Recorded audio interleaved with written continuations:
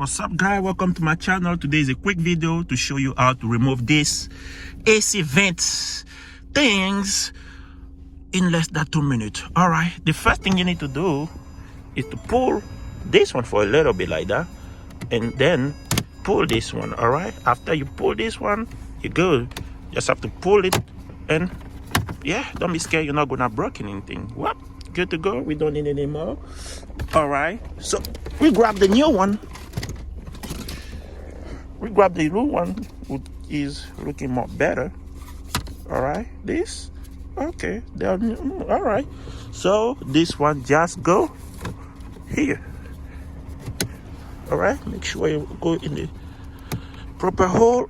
So we're pushing back, and this one have to be, we have to move it back like this, and we go. All right, easy. Until it's back and working perfectly. Thank you. Quick video. Take care.